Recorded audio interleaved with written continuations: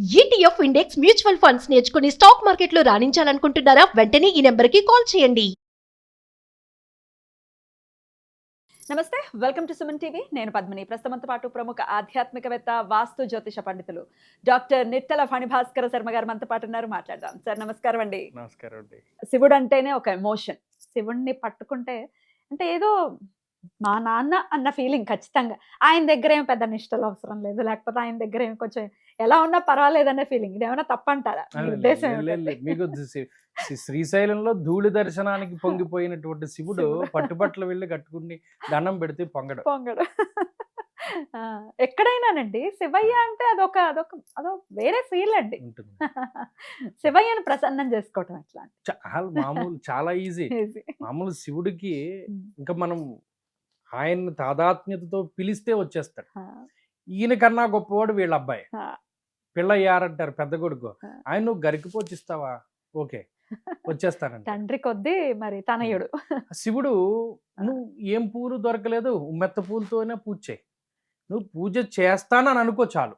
నీకు ఎన్ని లేవండి. కార్తీక మాసంలో ఏమీ దొంగతనం చేసుకునేటువంటి వాడు పొద్దున్నంతా చెట్టు మీద కూర్చుని వాడికి ఏమీ దొరక్క రాత్రిపూట అందరూ శివాలయానికి వెళితే అందరూ పడుకున్న తర్వాత వాడు వచ్చి ఏమీ కనబడకపోతే ఒక పంచుకున్నటువంటి వస్త్రాన్ని చింపి ఒత్తి కింద వేసి పోన్లే లైట్ ఉంది కదా ఇవన్నీ తినేద్దామని తినేస్తూ పట్టుబడిపోతే వాళ్ళందరూ వాడిని కొట్టి చంపేస్తే అప్పుడు యమభట్టులు వస్తే అప్పుడు శివదూతలు వచ్చి నువ్వు వీడిని ముట్టుకోవడానికి లేదు, వీడు పొద్దున్నంతా ఉపవాసం చేశాడు, రాత్రంతా జాగారం చేశాడు, శివుడి గుళ్ళో దీపం ఆరిపోతే దీపాన్ని వెలిగించాడు, వీడి శరీరం పడిపోయింది, అందుకని వీడికి శివ లోక ప్రాప్తి కలుగుతోంది అని చెప్పి శివదూతలు చెప్తారు. ఏ పైన కూర్చుని ఖాళీగా ఇలా రాత్రి అంతా ఇలా ఆలోచిస్తూ ఆకులు తెంపుతూ కిందకి వేస్తూ ఉంటాడు. ఇంకొక దొంగ, వాడు దొంగే, ఇలా వేస్తూ ఉంటాడు. వేస్తూ ఉంటే ఆహా ఓకే, వీడు పొద్దున్న అస్తమానం ఏమీ తినలేదు, రాత్రి కూడా ఏదో ఆలోచనలో జాగారం చేశాడు, పైన చెట్టు మీద ఉన్నటువంటి ఒక్కొక్క బిల్వ వృక్ష దానికి సంబంధించినటువంటి బిల్వదళాన్ని కింద అనుకోకుండా శివలింగం ఉంది దాని మీద పడింది, వీడు శివార్చన చేశాడు, వీడికి ముక్తి. అంటే ప్రయత్నపూర్వకంగా చేసే అవసరమే లేదు అసలు. లేదు. అరుణాచలం కొండ ఉంది, అక్కడెక్కడో సాలి గూడు కట్టింది, సాలి పురుగు పొద్దున్నే మంచు బిందువులు పడి సూర్యుడు వచ్చే టైంకి ఆ ఎండ అలా కాంతి పడి రిఫ్లెక్ట్ అయింది, సూర్యుడికి సూర్యకాంతిని శివుడికి ఇచ్చింది, సాలీడికి మోక్షం ఇచ్చాయి.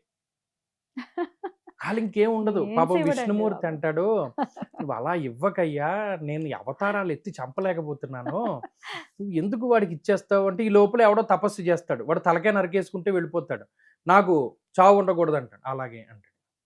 మళ్ళీ విష్ణుమూర్తి ఇప్పుడే కదా చెప్తున్నాను నేను నీకు ఏమీ ఇవ్వకు, నేను మళ్ళా వాడిని దగ్గరికి వెళ్ళి మళ్ళా రామావతారమో కృష్ణావతారమో ప్రణాళిక వెయ్యాలి మళ్ళీ చంపాలంటే చాలా కష్టం అయ్యా అండి. రావణాసురుడు పెద్ద భయంకరమైన తపస్సు చేస్తే ఆత్మలింగాన్ని ఇచ్చేస్తాడు.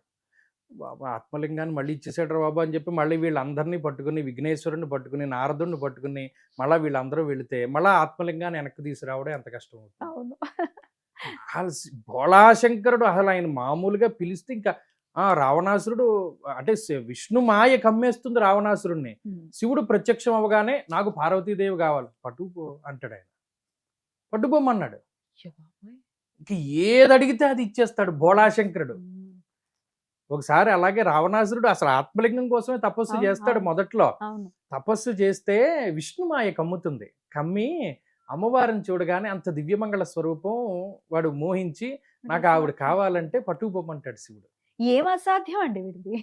అసాధ్యం కూలింది అనుకోండి, మళ్ళీ మళ్ళీ కూలాలనిపిస్తుంది.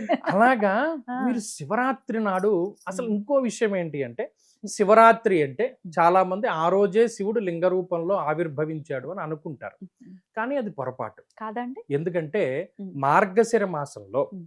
ఆరుద్ర నక్షత్రం రోజున ఆపాతాళ నభస్థలాంత భువన బ్రహ్మాండమా విస్మృత్, అంటే ఆ రోజునే కనిపించారు ఆయన. ఆవిర్భవించింది ఆ రోజే. ఉహు. మార్గశిర మాసంలో ఆరుద్ర నక్షత్రం రోజునే లింగ రూపంలో ఆవిర్భవించారు.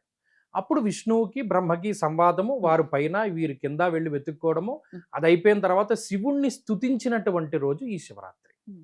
ఓకే. శివుణ్ణి స్తుతించి బ్రహ్మమురారి స్వరార్చిత లింగం ఎప్పుడండి? ఆ రోజు అంటే శివరాత్రి.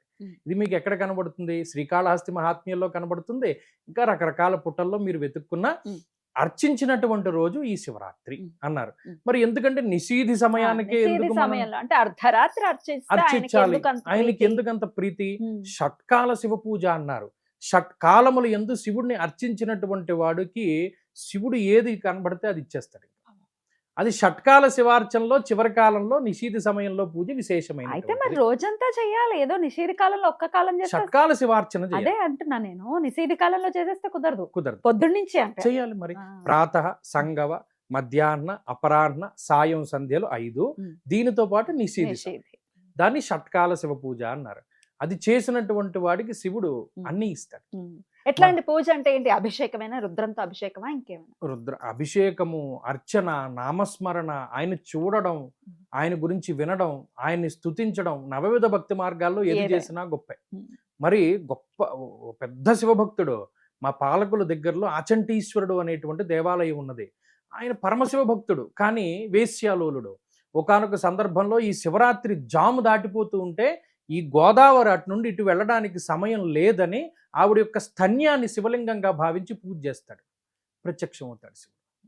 ఆ భక్తికి ఆయన లొంగిపోతాడు. కానీ ఇంకా దేనికి మనం ఇన్ని దీనితో అభిషేకం చేసామా, అంత వెండి లింగానికి చేసామా, అంత బంగారం లింగానికి చేసామా అని ఏమి చూడడం.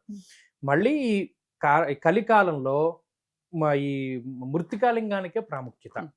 అంటే మట్టితో చేసినటువంటి శివలింగార్చన, శివాభిషేకానికి మన కలియుగంలో చాలా విశేషమైనటువంటి ఫలితం. కాబట్టి ఎవడైతే ఈ మహాశివరాత్రి రోజున షట్కాల శివ పూజ చేస్తాడో వాడికి శివుడు ప్రసన్నుడు అవుతాడు, ఖచ్చితంగా ప్రసన్నుడు అవుతాడు. ఇప్పుడు యూట్యూబ్ లో కూడా నమ్మకం చమకం అనేది వింటూ కూడా అభిషేకం చేసుకునే వాళ్ళు లేకపోలేదండి. అది వింటూ చక్కగా ఓం నమ శివాయ, ఓం నమ శివాయ అనుకుంటూ నీళ్ళైనా పోయొచ్చు. మన ఇంట్లో మనం చక్కగా పోసుకోవచ్చు. శివార్చన లేనటువంటి ఇంటిలో అన్నం తినద్దు అన్నాడు. శివలింగం లేనటువంటి ఊరిలో ఉండద్దు అన్నాడు. మరి మీరు అంత అనుకుంటారు, శివకేశవులకి భేదం అని అంతలా అనుకుంటారు. అనంత పద్మనాభ స్వామి వారి గుడికి వెళ్ళండి, ఆయన అంత పెద్ద దివ్యమంగళ విగ్రహం, ఆయన చెయ్యి ఎక్కడ ఉంటుందండి? రెండో చెయ్యి శివలింగం మీద ఉండదు. తర్వాత ఏమో తిరువాయూరు వెళ్ళండి, తిరువాయూరు వెళ్తే ఆయన గుండెల మీద పెట్టుకుంటాడు, సోమస్కందమూర్తిని పెట్టుకుంటాడు. సోమస్కందమూర్తిని పెట్టుకుని పడుకుంటాడు మహానుభావులు. ఎక్కడుంది భేదము? శివకేశవులకి అభేదం ఎప్పటికీ లేదు. చూసేవాడు అధోగతి పాలవటం తప్ప ఇంకోట్లేదు. ఏమండి అసలు ఆ మాటలు వినాలంటే మీరు అన్నారు కాబట్టి వస్తోంది. కొంతమంది ఎంత భేదం చూపిస్తారని అంటే వింటే కూడా సకల పాపాలు చుట్టుకుంటాయేమో అని అనిపిస్తుంది. ఇంకా అన్నవాడి పరిస్థితి ఏమిటో తెలియదు. ఒక శివయోగిగా మారాలి. శివయోగి అంటే భస్మధారణ చేయాలి. చక్కగా ప్రాతకాలం నందే స్నాన సంధ్యావందనాదులు పూర్తి చేసుకుని ఈ సూర్యోదయం నుండి తర్వాత రోజు సూర్యోదయం వరకు చక్కగా ప్రత్యక్షంగా శివాలయంలో గనక గడుపుతూ శివుడికి దగ్గరగా ఉండగలిగితే చాలా విశేషము. జన్మకో శివరాత్రి చేసినా చాలు అన్నారు. జన్మెత్తినందుకు ఒక్క శివరాత్రి నాడు ఉదయాస్తమానం చక్కగా ఇందాక చెప్పిన షట్కాల శివార్చన అష్టోత్తరం చదువుకున్నా సరిపోతుంది. నిషీధి సమయంలో విశేషంగా, అంటే ఆ నిషీధి సమయానికి చేసిన పూజతోనే ఈ షట్కాల శివ పూజ పూర్తయ్యేది, లేకపోతే అవ్వదు. అదొకటి చేసి దాన్ని మానేయమని చెప్పలేదు, మొత్తం చేయమన్నారు. అంటే ముందు అంటే సూర్యోదయ సమయంలో ఒకసారి అర్చన చేస్తాం, అభిషేకం చేసుకుని అర్చన చేసుకుని మళ్ళా ప్రాతకాలం, సంగవ, మధ్యాహ్న, అపరాహ్న, సాయం సంధ్య, నిషీధి కాలం. అంతే. హరికథలు విన్నా, లేకపోతే శివుడి కథలు విన్నా, లేదా శివ కళ్యాణం మనం విన్నా, కొన్ని చాలా విశేషం. అద్భుతం అండి. చాలా చాలా అద్భుతంగా వివరించారు. నమస్కారం అండి.